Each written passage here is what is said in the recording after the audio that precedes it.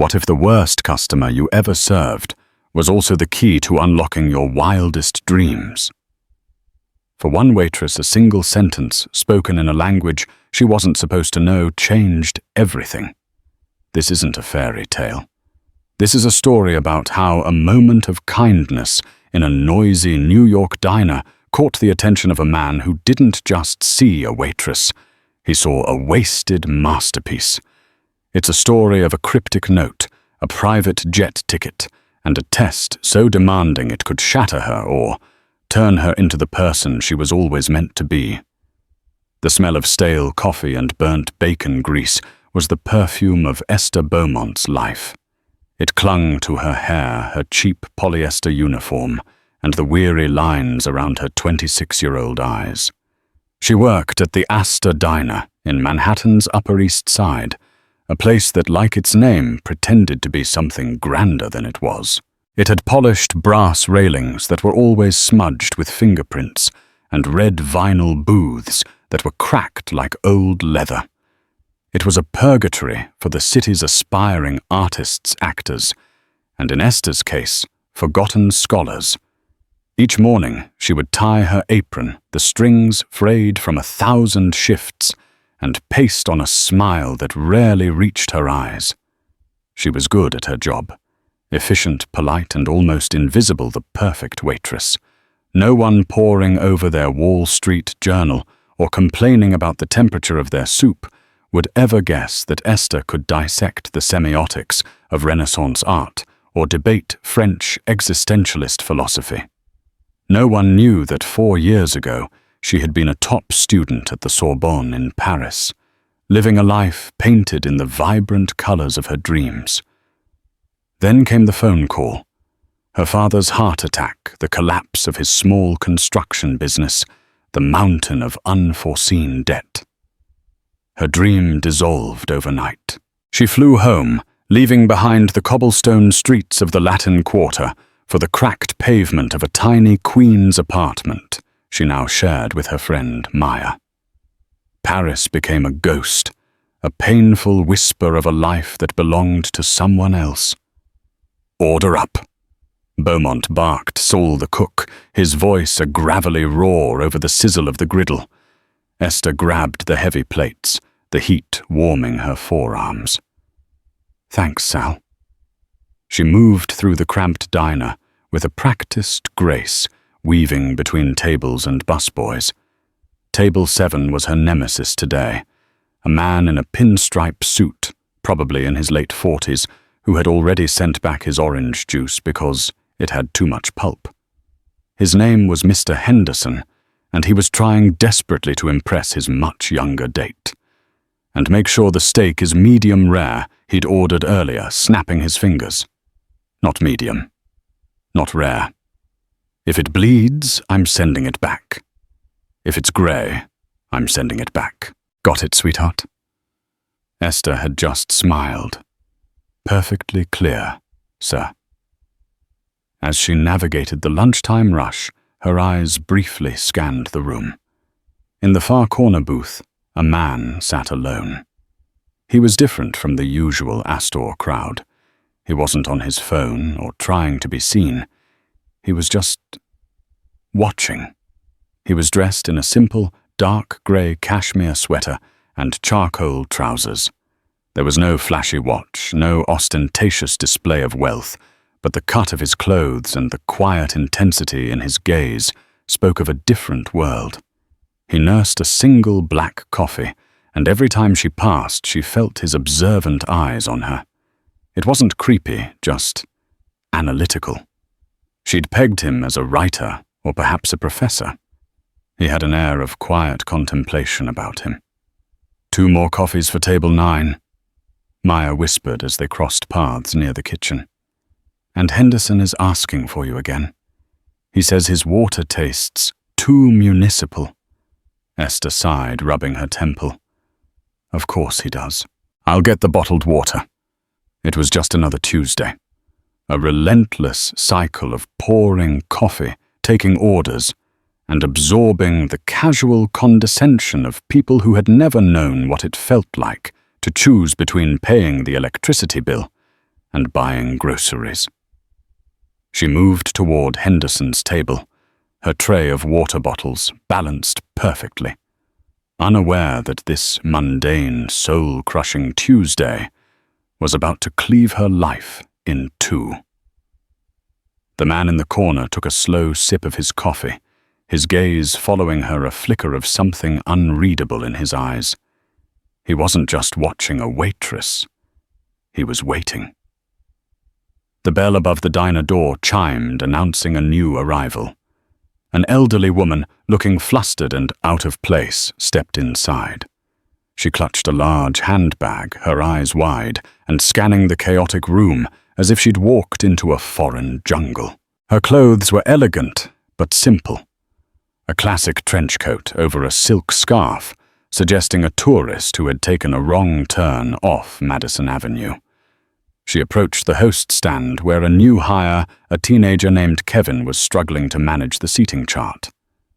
A table. "S'il vous plaît," she asked, her English heavily accented and uncertain. Kevin stared at her blankly. "A what table? For one?" "S'il vous plaît," she repeated, her voice trembling slightly. Yeah, hold on," Kevin mumbled, not looking up from his list. The woman waited, looking increasingly distressed. She tried again, this time in her native tongue, a rapid-fire stream of French explaining she was lost. Her phone battery was dead, and she was supposed to meet her tour group at the Met, but she thought it was the Guggenheim. Kevin just shook his head. "Sorry, lady, I don't speak whatever that is." Spanish.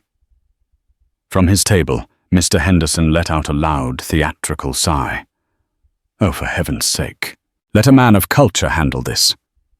He pushed his chair back and stood up, puffing out his chest as he approached the woman. "Bonjour, madame," he said, his accent a grotesque caricature. I can help you. You, want a table-o?" The French woman just looked more confused.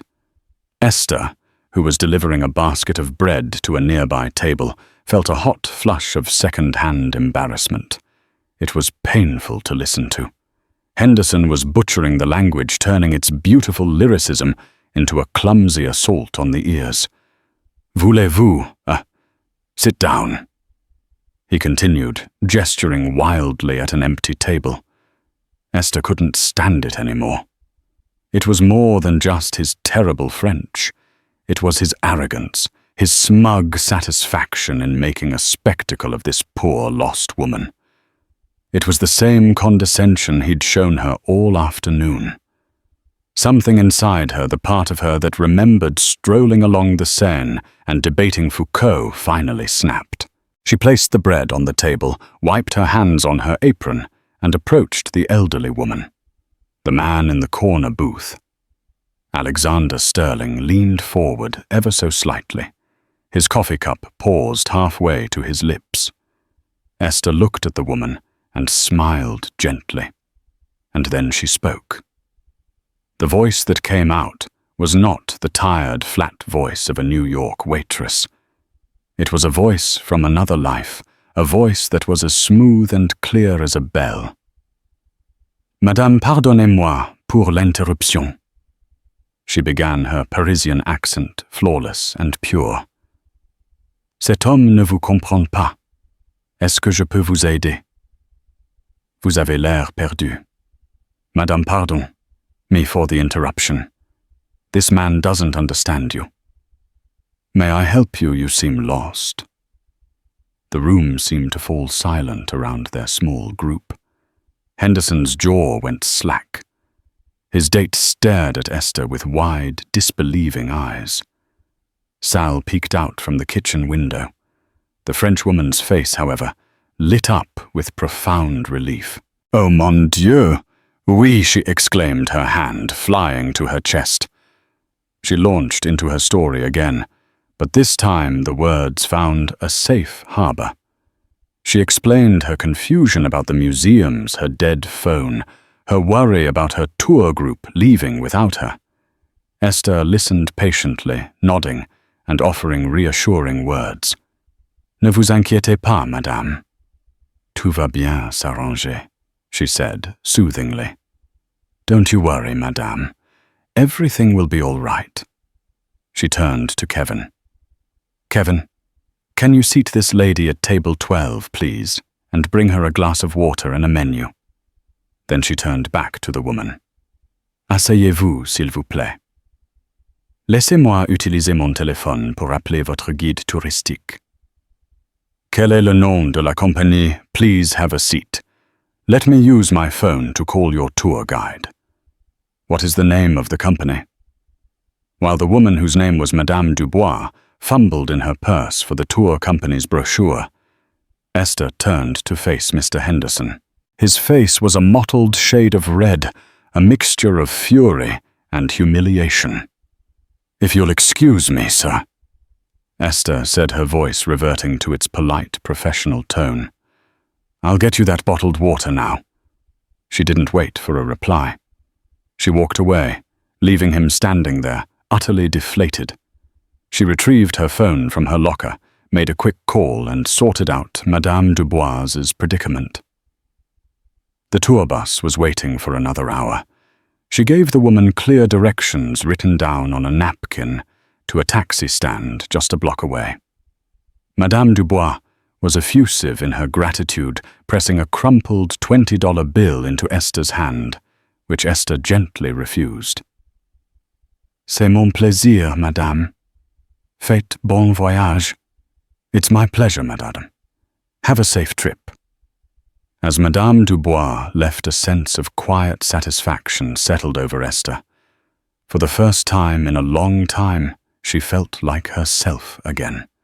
She had forgotten what that felt like. She went to clear Henderson's table, expecting him to be gone. He was, but he'd left a paltry $1 tip on a $100 bill. She wasn't surprised. What did surprise her was that the man in the corner booth was also getting up to leave. He caught her eye as he slid on a tailored navy blue coat. He gave her a small, almost imperceptible nod, a look of profound appraisal in his eyes.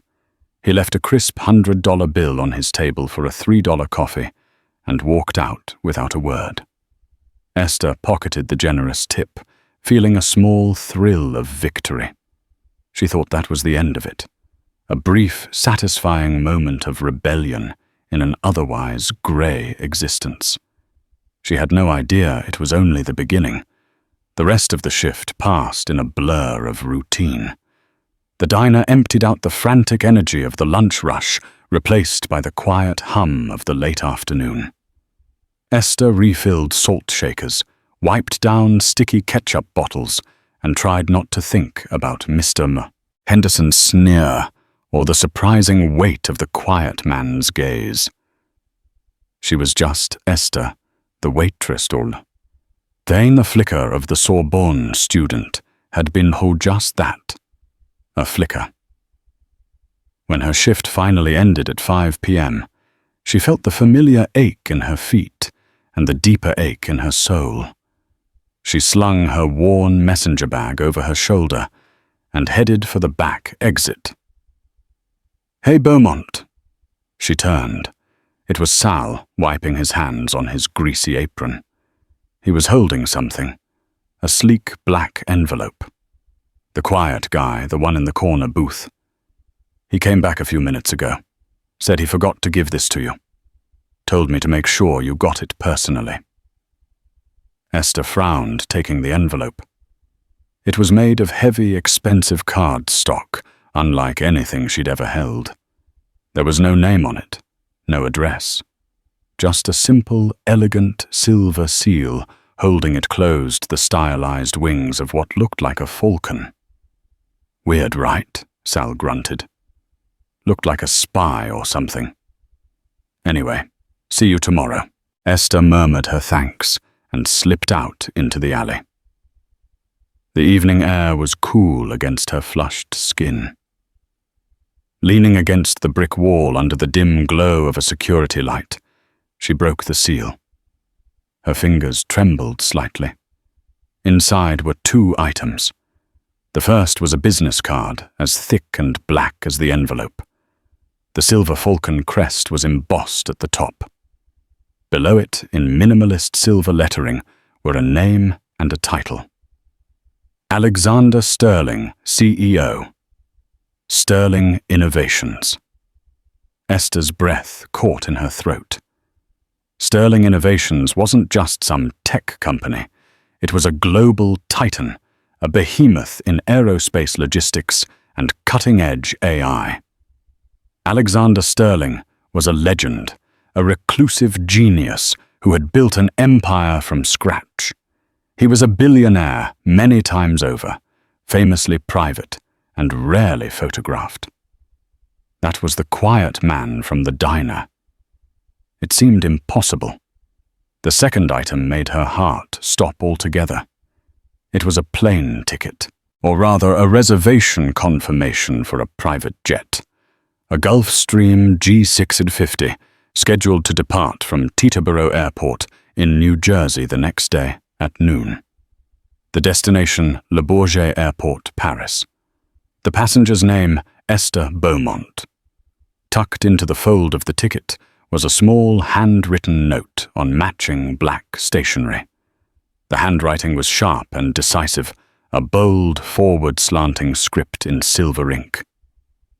Miss Beaumont talent should never be wasted on serving mediocrity. A voice like yours belongs in Paris, not in a diner arguing over bottled water. A car will be waiting for you at your address tomorrow at 10 a.m. Your seat will be waiting. This is not a request. It's an opportunity.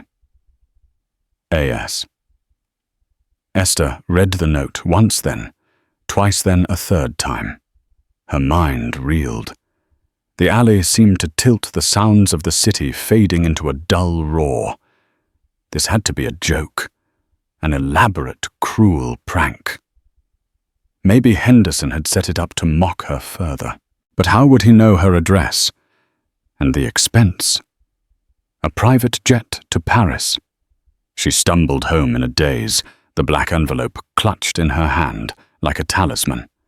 When she burst into her tiny Queen's apartment, Maya was on the couch, scrolling through her phone, while a reality TV show blared in the background. "Whoa, you look like you've seen a ghost," Maya said, looking up. Esther didn't speak. She just walked over and laid the contents of the envelope on the coffee table, the business card, the jet ticket, the note. Maya picked up the card. Sterling Innovations. Isn't that? Her eyes widened. She read the note, then looked at the ticket. She looked back at Esther, her mouth agape. "Chloe, what is this?" "I don't know," Esther whispered, sinking onto the couch. "It's insane. He was there at the diner. The guy I told you about, who left the $100 tip." Maya's initial shock quickly morphed into deep-seated suspicion. She was a paralegal, pragmatic and protective by nature. "Okay, hold on. A strange billionaire leaves you a private jet ticket to Paris, Esther. This is every red flag in the book. This is how horror movies start. Human trafficking, a weird cult, some kind of creepy, pretty woman fantasy. You cannot be serious." I know, Esther said, running a hand through her hair. "It's crazy. But the note. Talent should never be wasted." He saw. He heard. "He heard you speak French," Maya countered, standing up and pacing the small living room. "That's it. For all you know, this guy has some bizarre fetish. Esther, you don't know anything about him. He's Alexander Sterling," Esther said quietly. "He's one of the most famous businessmen in the world. He's not some random creep. Rich people can be the biggest creeps of all," Maya shot back. "And how did he get your address?" "That's what I want to know. That's not just observant. That's investigative. It's stalker-level stuff. The question hung in the air, heavy and unnerving. How did he know where she lived? Esther's mind raced. He must have had someone follow her or run her name through a database. The ease with which he had pierced the veil of her anonymity was terrifying. But beneath the fear, something else was stirring. A wild, dangerous hope. Paris. The word alone was a physical ache in her chest. The ticket on the table wasn't just a piece of paper. It was a doorway back to the life that had been stolen from her. It was a chance. It was everything. What if it's real? Esther asked, her voice barely a whisper. What if it's just an opportunity like he said? And what if it's a trap? Maya retorted, her arms crossed. You throw away your job, your life here on the whim of a man you met for 5 seconds. For a cryptic note. Be realistic. Esther looked around the cramped apartment, at the peeling paint on the walls, the stack of overdue bills on the counter. She thought of her uniform hanging by the door, smelling of grease. This was her reality. It was safe, predictable, and it was slowly suffocating her. The note said, "This is not a request." It felt like a command, but also a challenge. A challenge to be more than what she had become.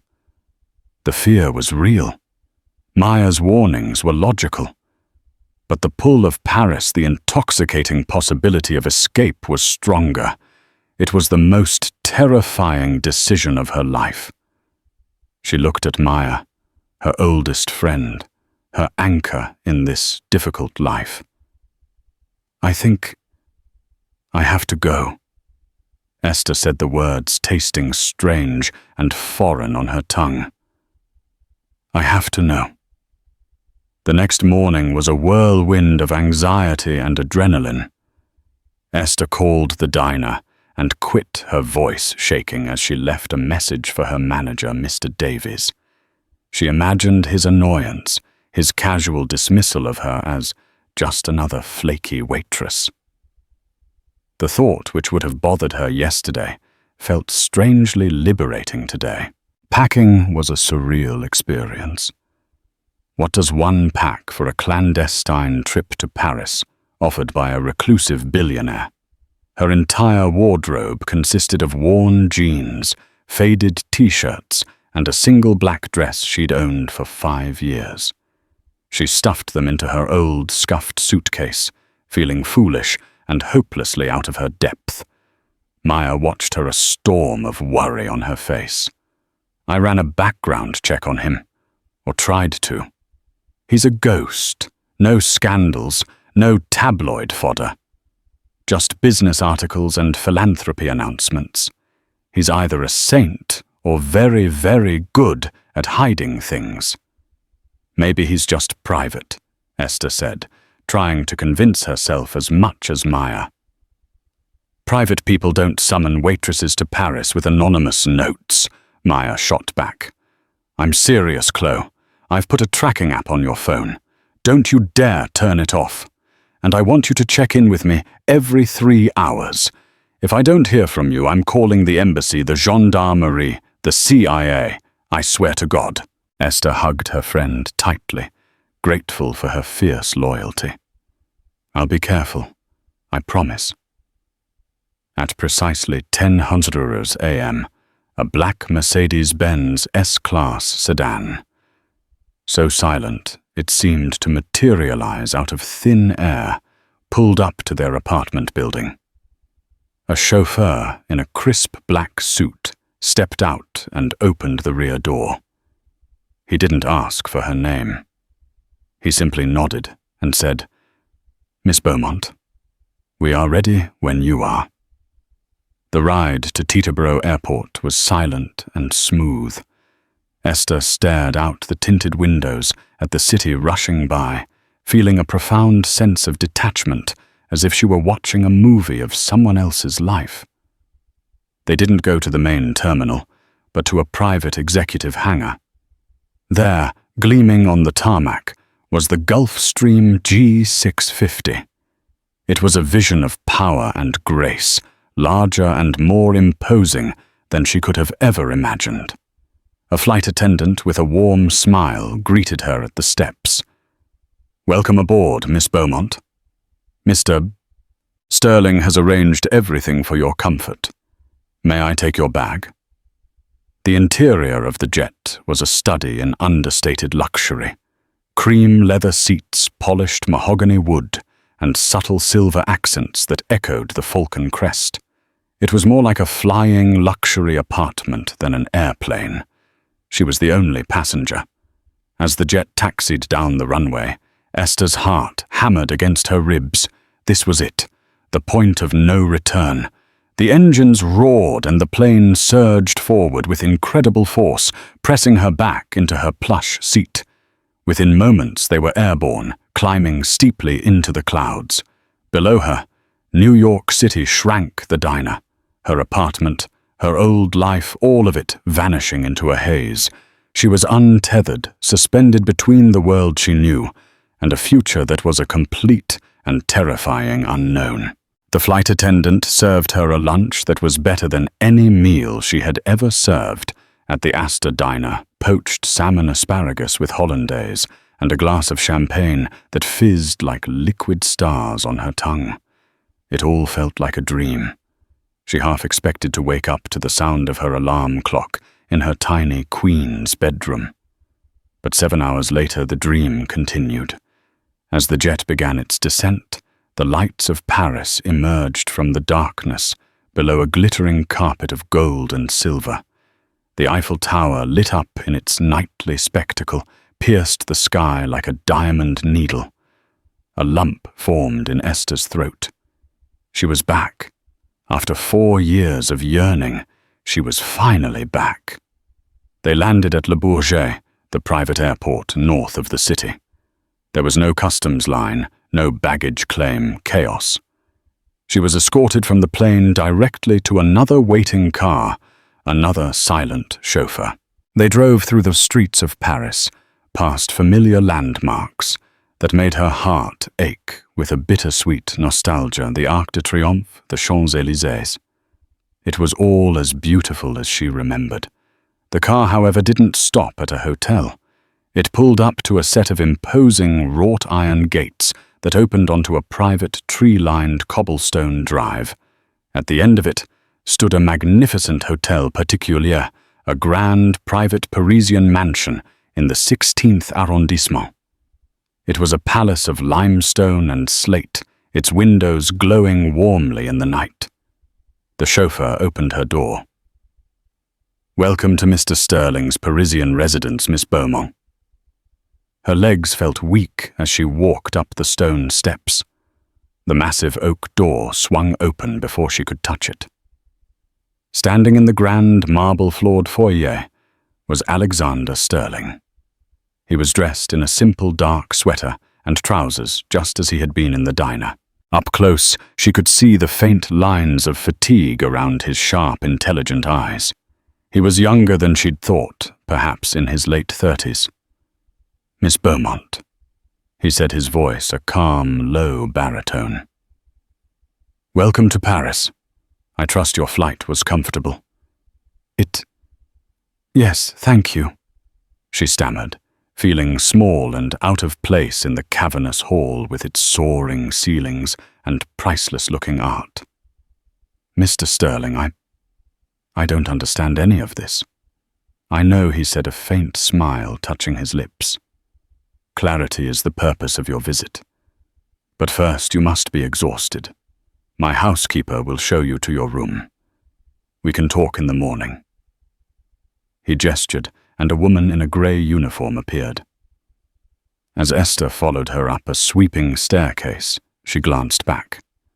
Alexander Sterling was watching her with the same unreadable, analytical expression he'd had in the diner. He hadn't explained a thing. The mystery, she realized, was only getting deeper. This was not a gift. It was a prelude. Esther awoke to the unfamiliar sensation of sleeping on sheets with a thread count higher than her monthly rent.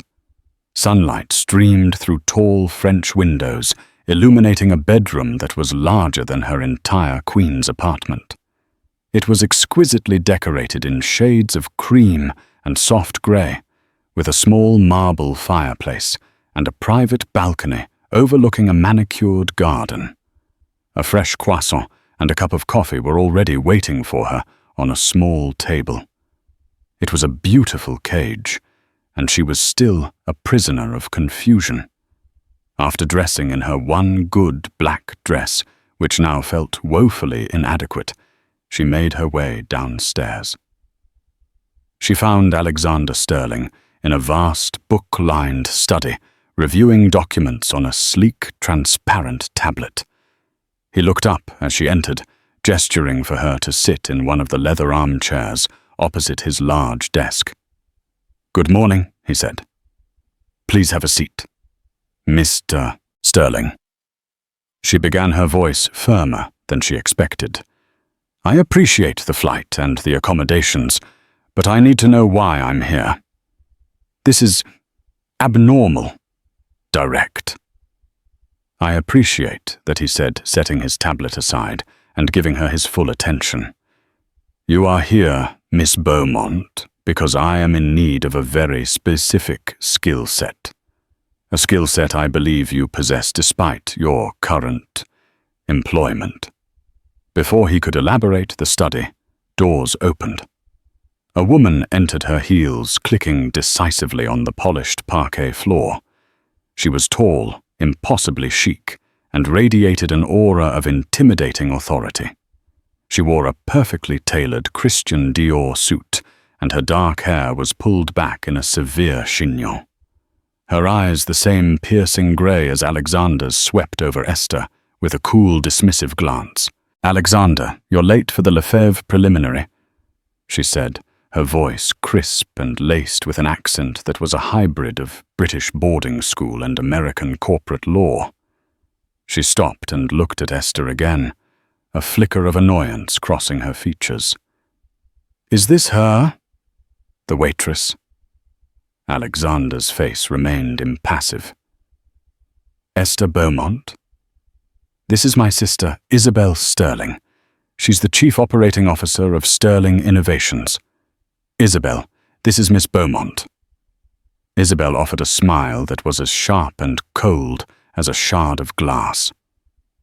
"A pleasure, though I confess I don't quite understand the purpose of this experiment, Alexander." She turned her gaze back to Esther. "My brother has a penchant for seeing potential in the most unlikely of places. He seems to think that because you can speak French, you can solve a multi-billion-dollar problem for us." Esther's head was spinning. A multi-billion-dollar problem. What did they think she was? Alexander finally offered an explanation. Sterling Innovations is in the final stages of acquiring a company. A French company. Maison Lefebvre. Esther knew the name. Everyone did. Maison Lefebvre was a legendary Parisian luxury house founded in the 18th century. They were famous for their bespoke leather goods and perfumes, a bastion of old-world craftsmanship and French heritage. Lefebvre is family-owned, Alexander continued. It has been for 8 generations, and the current matriarch, Geneviève Lefebvre, is resistant to the acquisition. She is a traditionalist. She believes an American tech company like ours will destroy her family's legacy. We've sent teams of the best lawyers and negotiators in the world, and they've all failed. They don't speak her language. And I don't mean French. Isabel interjected, her tone dripping with skepticism. They don't speak the language of the nuance, of culture, of respect for tradition. Geneviève Lefebvre slammed the door on our last M&A head because he wore white sneakers to a meeting.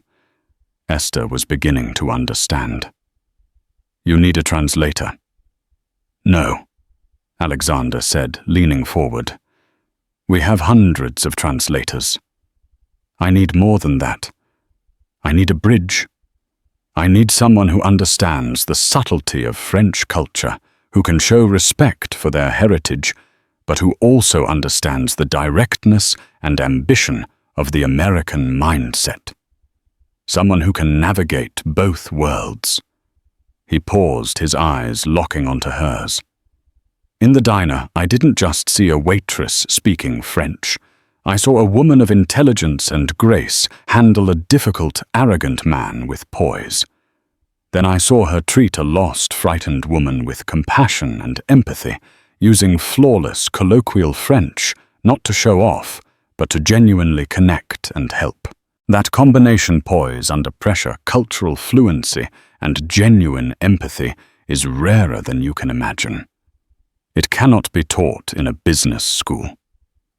Isabel let out a quiet, impatient sigh. It's a romantic notion, Alexander. A lovely story. But this is a $2.7 billion acquisition, not a social experiment. Miss Beaumont has no corporate experience, no background in finance or law. She served pie yesterday. The insult landed like a physical blow, but Esther held her ground. She refused to let this woman diminish her. And what is it you do exactly when you're not a waitress? Isabel pressed her eyes, narrowing. What hidden talents did my brother unearth with his little private investigation? The question confirmed Esther's fears. He had investigated her.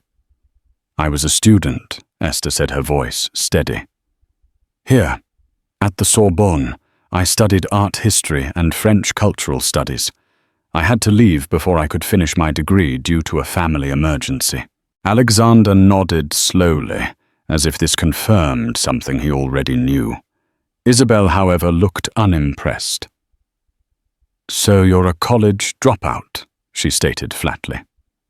My sister lacks a certain subtlety, Alexander said, shooting a warning look at Isabel.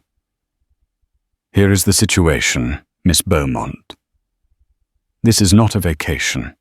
It is for all intents and purposes a job interview. The most unorthodox job interview of your life. I want you to be part of the team meeting with Geneviève Lefebvre and her family. I don't want you to negotiate finances. I want you to listen, to observe, to build a bridge where we have only found walls. And if I succeed, Esther asked, if you help us secure this deal. Alexander said, I will create a position for you at this company.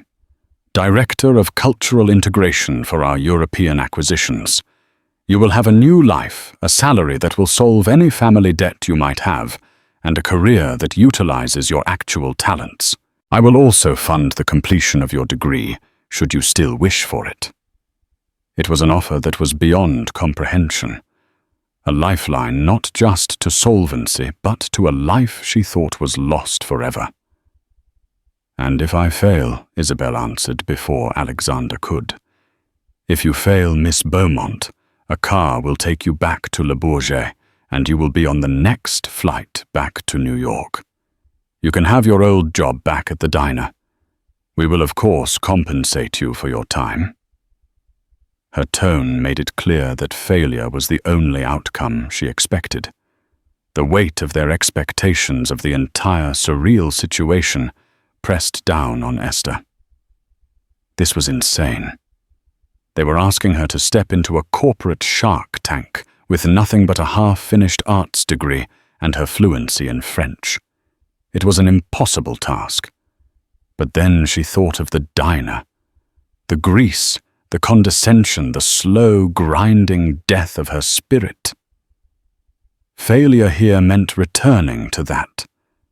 Success meant everything. She looked from Isabel's cold, challenging stare to Alexander's quiet, expectant one.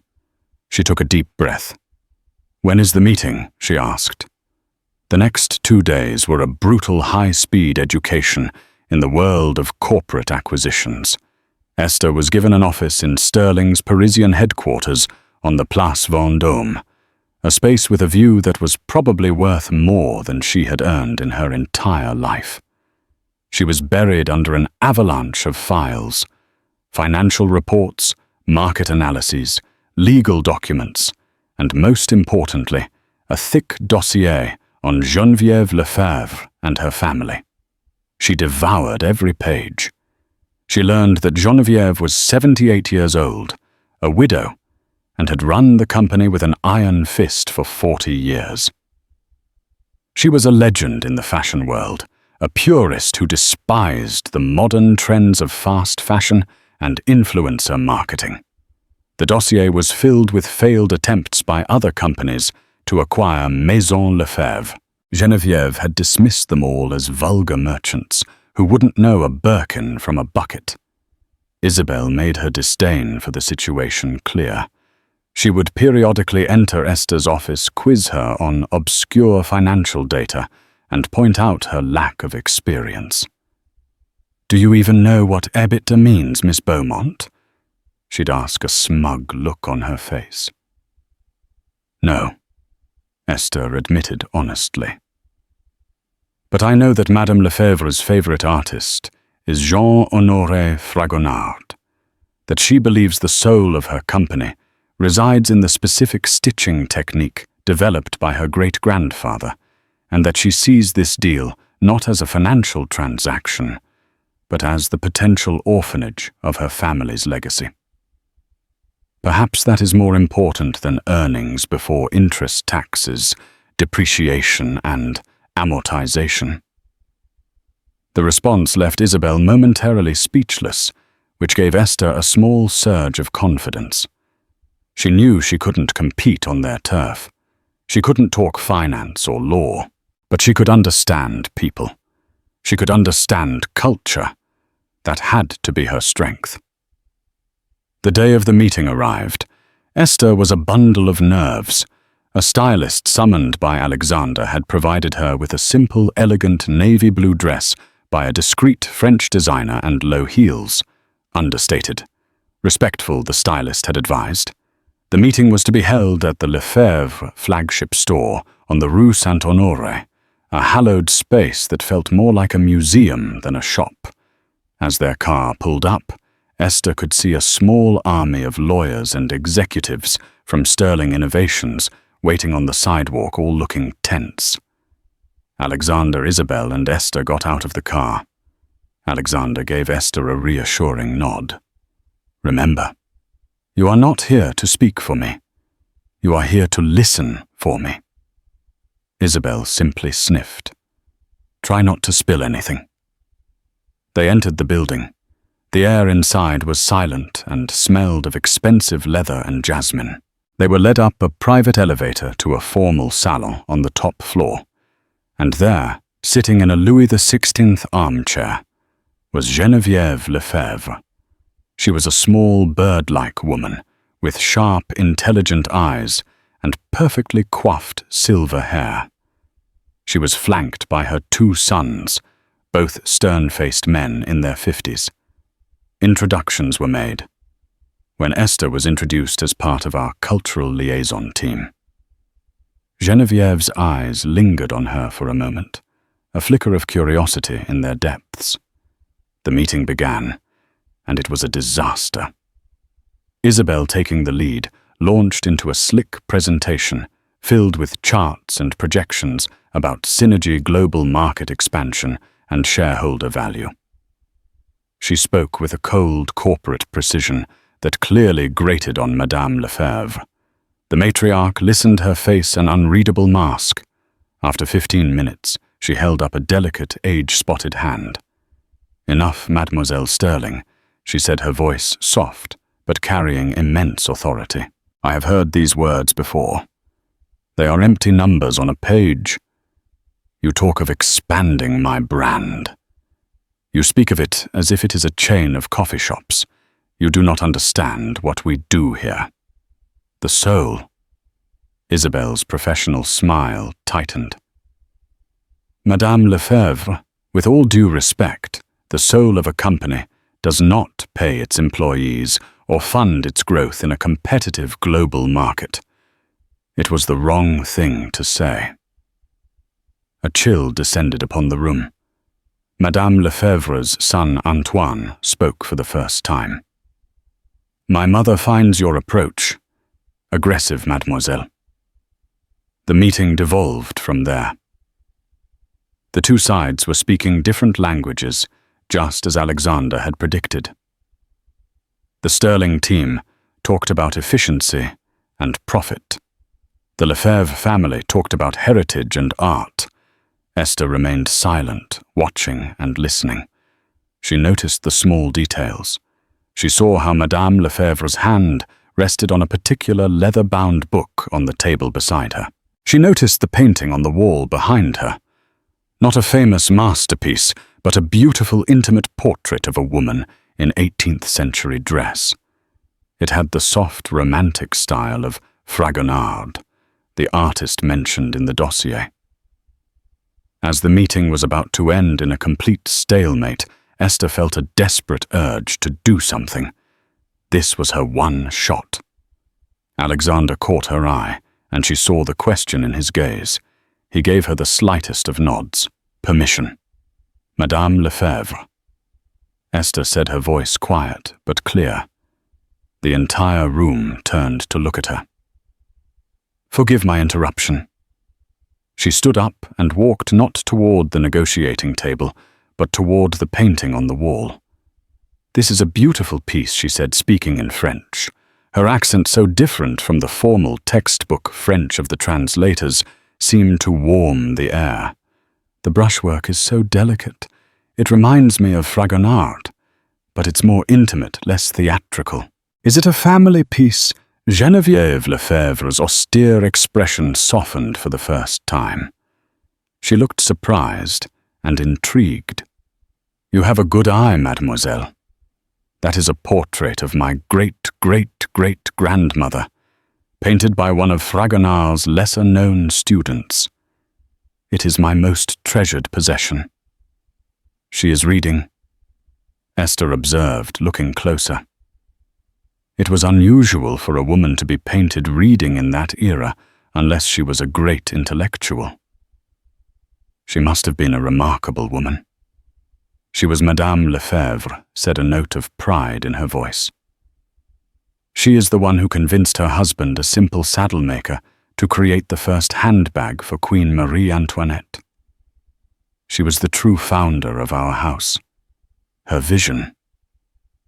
Isabel was staring at Esther, her mouth slightly open, a look of utter disbelief on her face. The lawyers were shuffling their papers, confused by this sudden turn in conversation.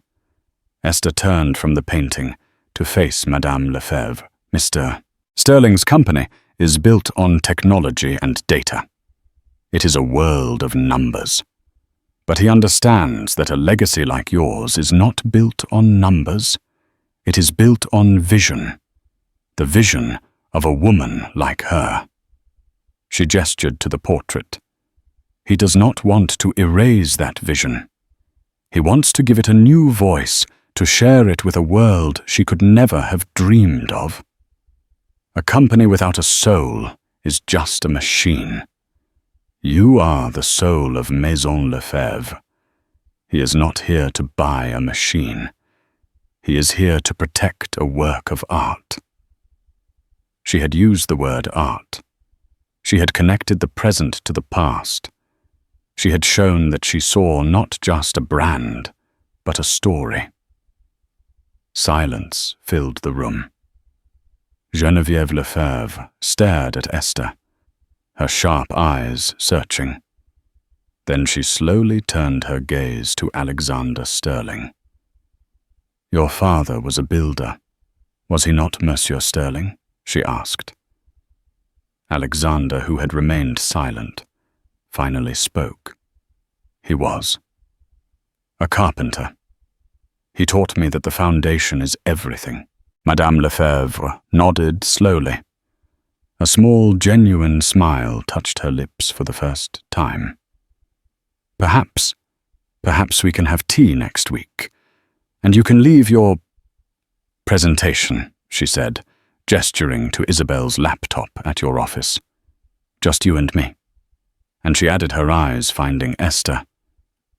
You will bring Mademoiselle Beaumont. The walk back to the car was surreal. The Sterling executives were buzzing with excitement, clapping Alexander on the back. For the first time in months, they had made progress. They had a second meeting. Isabel was silent, her expression a thunderous mix of shock and resentment. As they got into the car, she finally turned to Esther. That was a lucky trick, she said, her voice low and sharp. A parlor game with an old painting. It wasn't a trick, Isabel Alexander said, his voice firm. He looked at Esther, and for the first time she saw open admiration in his eyes. It was insight. She listened. Something your team of experts failed to do. She found the foundation. Isabel said nothing more for the rest of the ride, simply staring out the window defeated. The tea with Madame Lefebvre the following week was a resounding success. Without the lawyers and presentations, the conversation flowed easily. Esther acted as the bridge, just as Alexander had hoped. She would translate not just their words, but their intent. When Alexander spoke of platforms and digital ecosystems, Esther would rephrase it to Madame Lefebvre as creating a digital atelier where the stories of the artisans could be shared with the world. They talked for hours not about money, but about art history and legacy. By the end of the week, the deal was signed. Maison Lefebvre was now part of Sterling Innovations, but with contractual guarantees protecting its heritage, its French workshops, and with Geneviève Lefebvre herself appointed to a lifetime seat on the board as a brand guardian. The night the deal was finalized, Alexander hosted a small celebration at his mansion. Esther stood on the balcony of her room, the same one she had woken up in just over a week ago, looking out at the twinkling lights of Paris. She felt like a completely different person from the weary waitress who had stepped off that plane. Alexander came to stand beside her. For a few moments they stood in comfortable silence. I owe you a great deal, Esther, he said finally. You gave me an opportunity, she replied. That's more than anyone else ever has. The offer I made is on the table, he said, turning to face her. Director of Cultural Integration. A very generous salary, a housing allowance here in Paris, and a blank check for your education. It's yours. No interview required. This was it. The culmination of the impossible dream. A new life handed to her on a silver platter. But something had shifted in her over the past week. She had not just been acting as a bridge for him. She had been rebuilding a bridge to her own forgotten self. Thank you, she said, her heart pounding. It's an incredible offer. But I have a counter-proposal. Alexander raised an eyebrow, a flicker of amusement in his eyes. I'm listening. I don't want the job as a gift, she said. And I don't want you to pay for my degree. I want you to invest in me. Not as an employee, you discovered, but as a partner you value. She took a breath, summoning all the confidence she had gained. I want to run the Maison Lefebvre integration. Not as a director of a department, but as the project lead. Give me a budget and a team, and I want a performance-based contract. If I succeed in doubling its digital presence while maintaining brand integrity in 2 years, I get a stake in the subsidiary. A small one, but a real one. And I'll pay for my own degree with the salary you give me. She was asking for responsibility, not a reward. She was asking for a chance to build something herself, not just be a well-paid accessory to his empire. Alexander Sterling stared at her. His analytical gaze replaced by one of genuine surprise, which slowly morphed into a broad, brilliant smile. It was the first time she had seen him truly smile, and it transformed his face. A college dropout waitress who served me coffee a week ago is now negotiating equity with me on a multi-billion-dollar deal, he said, shaking his head in disbelief. He let out a soft laugh. I knew my instincts were right about you, Esther Beaumont. I just had no idea how right. He extended his hand. You have a deal. Welcome to Sterling Innovations. Esther shook his hand, a current of electricity passing between them. It wasn't just a handshake. It was a contract. It was the closing of one chapter of her life and the explosive beginning of another. She was no longer a waitress who spoke French. She was a woman who had found her voice in more ways than one, and she was finally, truly home. Esther's story isn't just about a lucky break. It's a powerful reminder that the person you are right now, in whatever job you're working, is not the final chapter. Your hidden talents, your forgotten passions, the skills you think no one sees, they have immense value. It was a single moment of kindness and a sentence in French that changed Esther's life. But it was her courage to step onto that jet, her intelligence to see the real problem, and her confidence to demand her true worth that secured her future. What hidden talent do you have that the world just hasn't seen yet? What would you have done if you found that black envelope? If this story inspired you or made you think, please give this video a thumbs up. It truly helps us bring more stories like this to you. Don't forget to subscribe and hit the notification bell so you never miss an incredible journey. And share this video with someone who needs to be reminded that their big break might be just one customer, one conversation, or one moment of courage away. Thank you for listening.